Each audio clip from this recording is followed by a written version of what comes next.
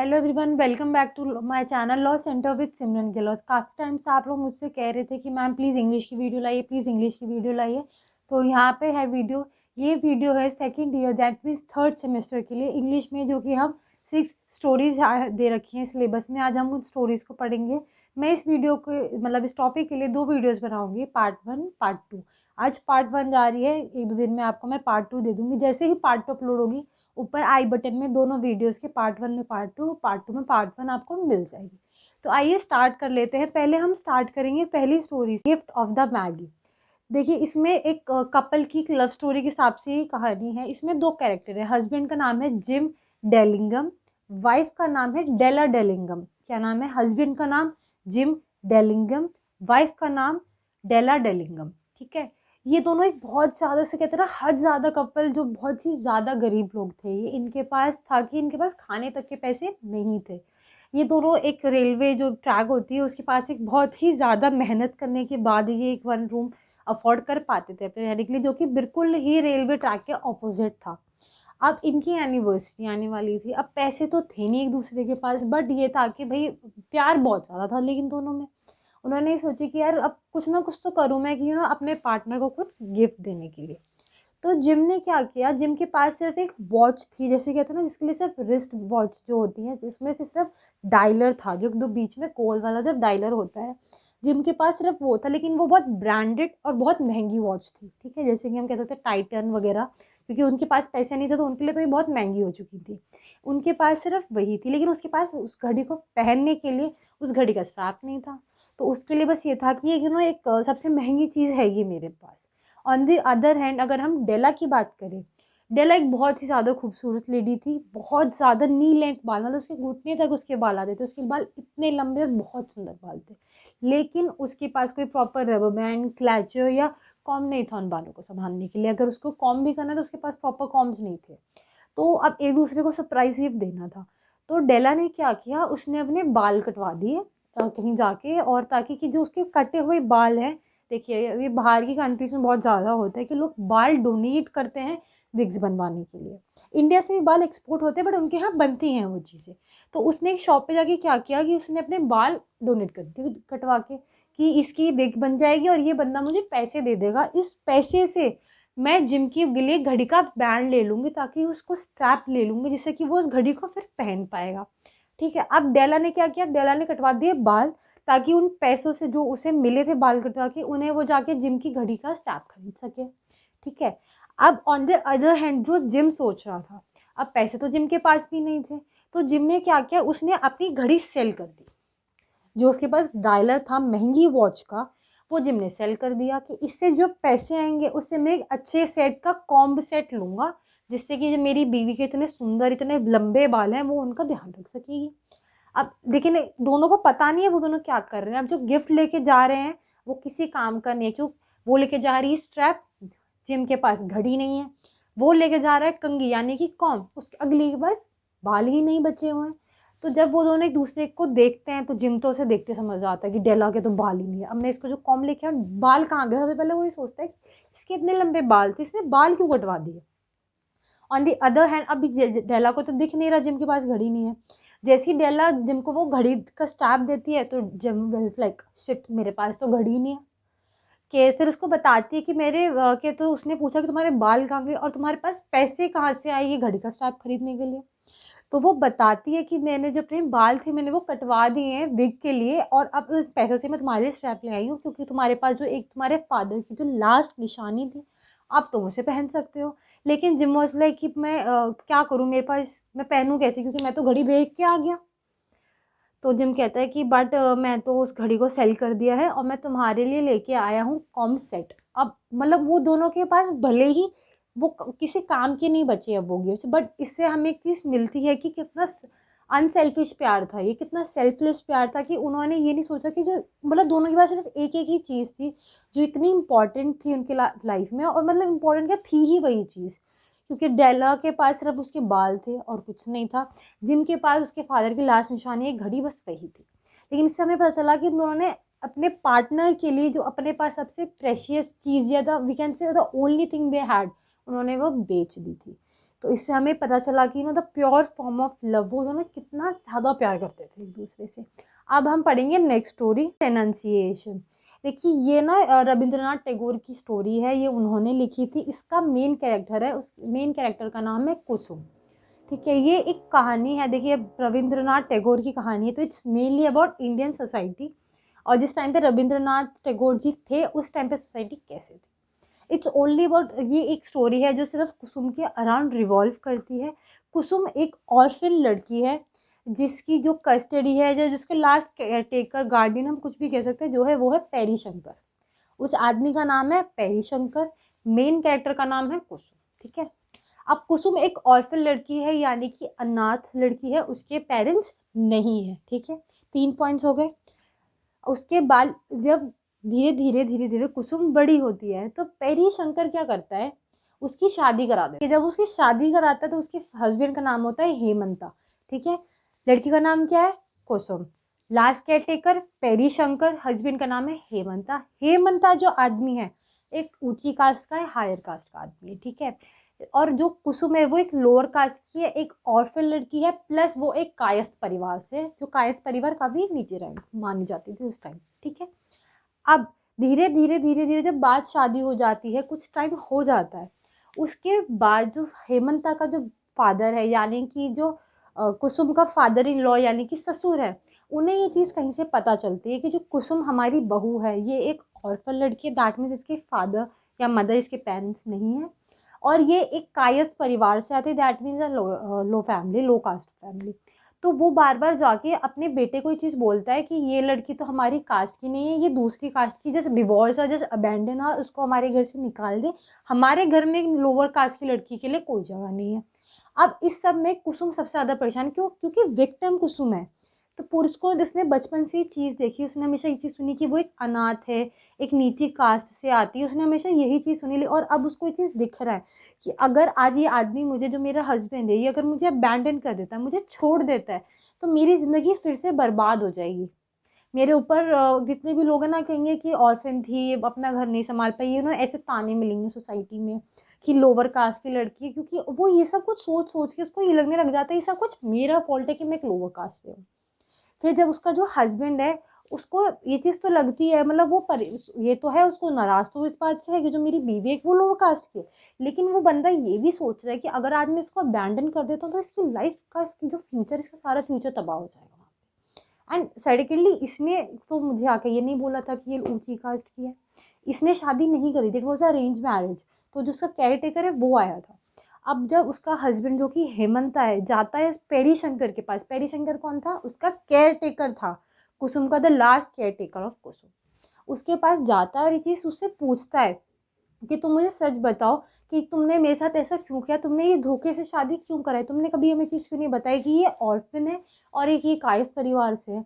तो वो ये चीज़ कहता है कि मेरी और तुम्हारी फैमिली की 20 साल पहले किसी बात पे दुश्मनी थी, तो मैंने वो दुश्मनी, उस खुंदस को निकालने के लिए मैंने तुमसे रिवेंज लिया है, मैंने इसीलिए कुसुम की शादी तुम्हारे घर में करा दी। अब वो हेमंता इस बात से परेशान है, एंड ऑन दी अदर है हेमंता का जो फादर है वो कंटिन्यूसली प्रेशराइज कर रहा है कि नहीं अबैंडन करो, छोड़ो, डिवोर्स लो, डिवोर्स लो, और कुसुम की उधर हालत खराब है, सोचो थी कि मेरी लाइफ वहीं डिस्ट्रॉय हो जाएगी। पर यहाँ पे हेमंता ने थोड़ा दिमाग से ढंग के एक अच्छे से सोच लगाई, और उसने जो डिसीजन लिया, उसने सोचा कि ये सब में कुसुम की तो कोई गलती नहीं, और अगर आज में देखिए आज की सिचुएशन एक अलग है, आज एक सिंगल मॉम रह लेती है, बहुत लोग हैं जो डिवोर्स्ड हो जाते हैं, बट जब अगर हम बात ये चीज़ करें कि रविंद्रनाथ टैगोर ने स्टोरी लिखी, तो that is the very old times. तो हम ये चीज़ समझ सकते हैं उस टाइम पे ऑर्थोडॉक्स हिंदू फैमिलीज थी जिनके लिए ऊंची कास्ट और नीची कास्ट बहुत मैटर करती थी, एंड अगर कोई भी लड़की डिवोर्स्ड है, no matter what was true और व्हाट वाज नॉट, उस लड़की की ही गलती होगी। मतलब ये एक 100% श्योर चीज़ थी कि आदमी, एक मेल जेंडर गलत नहीं होगा, सिर्फ एक फीमेल की ही गलती होगी। तो इस टाइम में ऑर्थोडॉक्स फैमिली में, बट उसने एक बहुत अच्छा डिसीजन लिया, उसने बोला कि सब कुछ जो भी हुआ है इसमें कुसुम की कोई गलती नहीं है, तो मैं उसे इस रीज़न के लिए नहीं छोड़ूंगा। तो it was like setting a example कि भाई आगे जो भी ऐसा कुछ हो रहा है, कास्ट में भेदभाव मत करो, just go behind the qualities of that person, क्योंकि एज अ ह्यूमन बीइंग कुसुम एक बहुत अच्छी इंसान थी। ठीक है, तो ये थी हमारी सेकेंड स्टोरी। पहली स्टोरी थी Jim and Della Dillingham, second story थी रविंद्रनाथ टैगोर की, जो कि लिखी थी उन्होंने एक कुसुम एक इंडियन गर्ल के ऊपर, जो कि एक बहुत ऑर्थोडॉक्स फैमिली में डील करती है, ऑर्फिन है और एक काइस परिवार से आती है और शादी हो जाती है ऊंचे परिवार में। Here comes the third story. आज की जो थर्ड स्टोरी अब हम उसकी बात करेंगे, जो कि द बार्बर्स ट्रेड यूनियन। ये भी एक इंडियन स्टोरी है, इंडियन नाम आएंगे, इंडियन राइटर ने लिखी हुई है। देखिए बार्बर ट्रेड्स यूनियन से हमें पता चल जाता है कि ये किसी बार्बर की बात कर रहा है। ठीक है, तो इसमें हम एक गांव के लड़के के बारे में पढ़ेंगे। एक गांव होता है, उसमें जो लड़का है he is the only barber. देखिए पहले इट वॉज लाइक, अभी हमने ना काफ़ी यूट्यूब पे भी देखा है ये, कि काफ़ी जो स्ट्रीट वेंडर्स थे या जो लोग ना, जैसे हम नॉर्मल भाषा में कहते हैं, जो यू नो ठेला लगाते हैं खाने पीने का, उसमें हमने काफ़ी देखा। एक दिल से फूडी चैनल है जो उन्होंने काफ़ी दिखाया है, मतलब I do follow that channel a lot. तो उन्होंने ये चीज़ दिखाई कि मतलब काफ़ी लोग ऐसे हैं जिनके फादर 10-10 15-15 साल से वो स्टॉल लगा रहे थे, लेकिन उनकी डेथ के बाद उनके बेटे उस चीज़ को आगे कर रहे हैं। तो the same story was with Chandu. Chandu का जो फादर थे was the only barber in the village. गांव में एक लौते बार्बर थे उसके पापा। अब उसकी हो जाती है सडन डेथ। तो नाउ अब ये होता ना, इट वॉज अ लेगेसी कि अब फादर वो था तो अब बेटा भी वही काम करेगा और उस दुकान को अब बेटा संभालेगा, क्योंकि बेटे की जिम्मेदारी है अपनी फैमिली के लिए ना लिवलीहुड अर्न करना। ठीक है, तो लेकिन जो चंदू है, चंदू एक मॉडर्न लड़का है जिसको फैशन करना पसंद है, और जिसको ये है कि मैं अगर यहाँ पैदा हुआ हूँ तो इट्स नॉट लाइक कि मैं इस गरीबी में ही मैं मरना चाहिए, नहीं। यूज टू बी ना प्रिंसिपल दैट कि एक प्रिंसिपल होता है कि अगर आप गरीब परिवार में पैदा हो रहे हो तो आपकी गलती नहीं है, लेकिन आप एक गरीब परिवार में मर रहे हो तो आपकी गलती है। वो इस प्रिंसिपल को बहुत मानता था कि मैं अगर एक बार्बर हूँ तो मैं एक इतनी मेहनत करूँ, मैं प्रोग्रेस करूँ, मैं एक नए नए आइडियाज़ लाऊं और मैं आगे बढ़ूँ, मेरी ज़्यादा शॉप्स हो या मैं सिटी में शॉप खोलूँ, मैं कुछ ऐसा करूँ, मैं अपनी लाइफ में आगे बढ़ूँ। मैं ऐसा ना हो कि मैं गाँव में एक बार्बर बना हूँ, मैं यहीं मर जाऊँ और अपने बच्चों को भी यही दुकान सौंप जाऊँ कि भैया आ जाओ ये दुकान चला लो। मैं ये नहीं करके जाना चाहता। तो धीरे धीरे बार्बर की बस एक ही दुकान थी, तो ऑब्वियस सी बात है, पहले दुकान चलती थी, दुकान अभी भी चल ही रही थी, बट अब वो अपनी फैशन में चला था। उसके जो पापा थे वो बड़ा सिंपल साधारण आदमी, पैंट शर्ट का सिलवाए वही पहने। लेकिन ऑन दी अदर हैंड जब चंदू ये सब करने, तो चंदू पूरे फैशन में कर रहा था। उसके पापा पैदल आते थे दुकान पे, चंदू ने क्या किया, चंदू ने ले ली साइकिल। तो सबको गाँव में लगता था लड़का तो उड़ रहा है जी, मतलब नाई का तो उड़ रहा है और ये तो साइकिल पे चलता है, इसका बाप तो पैदल चलता था, ये तो साइकिल पे बैठ के जाता है। तो उसको ये चीज़ होने लग गया कि मैं जिसमें कि वो जैसे उसके फादर जो ऊंची कास्ट के लोग थे उन्हें जैसे ट्रीट करते थे बड़ी रिस्पेक्ट से, आइए बैठिए, ये वो बड़े हाथ जोड़ जोड़ के, वो भी वही चीज़ कर रहा था। लेकिन उसको लग रहा था कि मैं इन्हें एक्सेप्ट कर रहा हूँ ऐसे लोगों, बट ये लोग मुझे इतना नीचा क्यों ट्रीट कर रहे हैं, ये लोग मुझे देख नहीं पा रहे हैं कि अपनी ज़िंदगी में मैं आगे बढ़ रहा हूँ। तो उसके क्या था, सब उसको बस ताने ही मिलते थे कि भैया चंदू तो ऐसा है, चंदू ये कर रहा है, चंदू वो कर रहा है। तो उसने क्या सोचा कि मैं यहाँ तो मैं कुछ नहीं कर पाऊंगा अपनी ज़िंदगी का, तो भैया चलो यहाँ से निकलते हैं। वो निकल के वहाँ से चला गया शहर में बहुत सालों के लिए। अब यहाँ पे रह गई उसने, ऑनेस्टली उसने दिन रात मेहनत करी और यहाँ पे काफ़ी बड़ा शॉप खोली, बड़ा सैलून खोला, क्योंकि ना in English we go for it's not a barber shop, it's a salon. तो उसने एक बहुत बड़ा सैलून खोला, बहुत पैसे कमा लिया और एक बार्बर्स ट्रेड यूनियन बना ली। एक बार्बर्स की यूनियन जिसमें कि उनके राइट्स की उनके साथ इक्वली ट्रीट करो, उन्हें उन्हें नीची कास्ट मत बनाओ। वो उनका टैलेंट है कि वो तुम्हारे बाल काट रहे हैं और तुम भी शायद उनके बिना नहीं रह सकते हो। तो वो ट्रेड यूनियन, वो जब वापस गया गांव तो he was a quite rich man, और वो चेयरमैन था उस ट्रेड यूनियन का, क्योंकि उसने कभी ये नहीं सोचा कि मैं नीचे परिवार में, नीचे कास्ट में तो मैं प्रोग्रेस ना करूँ। उसने हमेशा मेहनत करी, उसके दिमाग में बस एक ही चीज़ थी कि मुझे प्रोग्रेस करनी है, मुझे प्रोग्रेस करनी है, मुझे प्रोग्रेस करनी है। तो उसने वो चीज़ सोची, उसका वो एम था, उसका वो ड्रीम था, उसने वो ड्रीम फुलफिल किया। और ही वॉज अ चेयरमैन, बहुत अमीर आदमी बन गया, सक्सेसफुल हो गया, सैलून से सैलून निकाल दी, दुकान पे दुकानें खोल दी। तो ऐसे करके थी, बीस इंस्पिरेशनल स्टोरी थी। Do inspire self with Chandu जैसे कैरेक्टर्स ने, जो कि रियल लाइफ में बहुत हार्ड वर्क कर रहे हैं और काफ़ी आगे जा रहे हैं। तो इस वीडियो को यहीं करेंगे। 6 स्टोरीज हैं जिसमें कि 3 मैंने आज इस पार्ट में करा दिया, 3 में नेक्स्ट पार्ट में कराऊंगी। आई होप आपको स्टोरीज समझ में आई होंगी, आपको समझ में आई हो। बट देखिए आपको आज यहाँ समझ में आ गई हैं, अब आपको लिखनी एग्जाम में खुद ही पढ़ेंगी। अब मैं इसके नोट्स प्रोवाइड नहीं करा पाऊंगी, ठीक है। आप पढ़ से आप अपनी लैंग्वेज में लिख सकते। देखिए कहानियाँ लिखना सबसे आसान होता है, पेपर में हर कोई कहानी लिख के आता है, ये आप भी जानते हैं, ये मैं भी जानती हूँ। प्रॉपर आंसर्स कम ही लोग लिखते हैं, लोग ज़्यादातर कहानियाँ लिख के आ जाते हैं। So just do good of that. और देखिए जो मैगी का जो कहानी है, जो सबसे पहले हमने पढ़ी थी, उसमें क्वेश्चन क्या आता है, आपको क्या प्योर लव के बारे में आपको क्या पता चला इस कहानी से, ये बताइए। किसी के कैरेक्टर का स्केच आ जाएगा, जैसे कुसुम का कैरेक्टर स्केच बहुत आता है, ठीक है, और चंदू का कैरेक्टर स्केच बहुत आता है, describe about the achievements of Chandu, कैसे किया उसने, ठीक है, ऐसे क्वेश्चन आएंगे, यही आ जाएगा 20। देखिए मोस्टली क्वेश्चन मैं आपको सच बता रही हूँ आज, अगर फॉर्मेट यूनिवर्सिटी चेंज नहीं करती है CCS, तो जो फोनेटिक्स के क्वेश्चंस हैं वो 4 नंबर वाले ही आते हैं, 10-20 में फोनेटिक्स नहीं आता है, कभी भी नहीं आता है, अगर सेम पैटर्न कंटिन्यू होता है। 10-20 में फोनेटिक्स कभी नहीं आता है। 10 मार्क्स में आपको ये आ जाएगा कम्युनिकेशन, बताओ द 4 पिलर्स ऑफ कम्युनिकेशन, ठीक है, नॉलेज, बोलना, बताना, सुनना, फीडबैक, ये कम्युनिकेशन के स्टेप्स है, इससे होती है कि मैंने किसी चीज़ की नॉलेज ली, उसके बाद मैंने आपको बताई, आपने वो नॉलेज रिसीव करी, ट्रांसमिट करी और आपने मुझे फीडबैक दिया, ये स्टेप से कम्युनिकेशन आ सकता है, ठीक है। उसके बाद जो 6 स्टोरी हैं वो बाकी का सारा पेपर 6 स्टोरीज में से ही निकालेगा, और अगर 10 नंबर का क्वेश्चन भी आते हैं तो क्वेश्चन मल्टीपल चॉइस आते हैं, और मैं हर एक 10 मार्क्स का या 20 मार्क्स का क्वेश्चन है, कोई कंपलसरी नहीं आता, हमेशा और लगा ही आता है उस क्वेश्चन में, तो ये चीज़ हमें पता है, तो इस हिसाब से हम तैयारी कीजिए। आप फोनेटिक्स छोड़ के अगर बाई चांस आपको ये है कि आपके पास टाइम नहीं, आपने बाकी सब्जेक्ट्स में ज़्यादा टाइम इन्वेस्ट किया और आपके पास फोनेटिक्स के लिए टाइम नहीं था, सो नो मैटर अबाउट, आप 6 की 6 स्टोरियाँ रट के जाइए। अगर आपको ये है कि 60 प्लस लाने हैं, 55 प्लस लाने हैं, तो the only way of scoring in English is आप स्टोरियाँ रट के जाइए। नाम फ्लोर चार्ट्स बनाइए पेपर में, प्योर लव हस्बैंड, उसके साइड में दिखाइए जिम डेलिंगम हस्बैंड था, फिर एक एरो बनाइए वाइफ, डेला डेलिंगम वाइफ थी उसकी, क्या बेका क्या खरीदा, ऐसे करके आप फ्लो चार्ट्स बनाइए, उस फ्लो चार्ट को नीचे एक्सप्लेन कर देखिए, फ्लो चार्ट का फायदा क्या होता है, आधा पेज वैसे ही चला जाता है और वो अट्रैक्टिव बन जाता है। टीचर देखिए, कोई भी टीचर है जब वो शीट चेक करता है, चाहे वो स्कूल के बोर्ड है चाहे वो कॉलेज के हैं, कोई टीचर ये नहीं चाहता कि मैं अपना दिमाग लगाऊं पेपर पढ़ने में।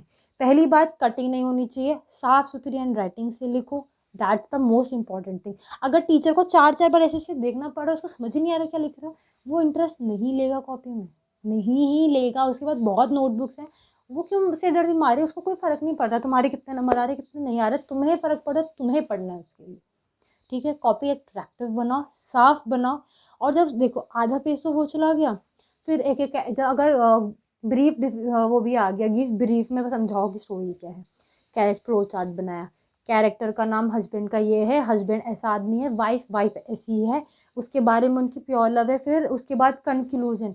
10 और 20 मार्क्स के क्वेश्चन में 2 से 3 नंबर का कंक्लूजन होता है, पूरा आंसर लिखो, कंक्लूजन डालो कि नीचे आपको समझ क्या आया उस आंसर से। जो लोग कंक्लूजन नहीं लिखते हैं, 2 नंबर तो सीधे सीधे जाते हैं। देखिए यूनिवर्सिटी 10 में से 5 या 6 नंबर ही देती है 10 नंबर के क्वेश्चन में, उसमें भी अगर कंक्लूजन ने लिख के आए तो वहाँ से भी गए। 4 पेज या 3 पेज 2 पेज आंसर के लिखे और नंबर क्या मिले 3, आधा घंटा वेस्ट करा था वो आंसर लिखने में सोचने में, तो फ़ायदा नहीं है, नंबर कमाएंगे। नंबर चाहिए तो प्रैक्टिस करो, ठीक है। तो इस वीडियो को यहीं एंड करेंगे। आई होप आपको वीडियो अच्छा लगेगा। वीडियो बहुत लंबा हो चुका है, इसलिए मैं नेक्स्ट में ही कराऊंगी बाकी की 3 स्टोरी। अगर आप मेरे चैनल पे न्यू है तो प्लीज़ मेरे चैनल को सब्सक्राइब कीजिए, लाइक बटन को प्रेस करना मत भूलिएगा, और कोई भी डाउट है तो मुझे प्लीज़ कमेंट बॉक्स में बता दीजिए। तो मिलते हैं नेक्स्ट वीडियो में।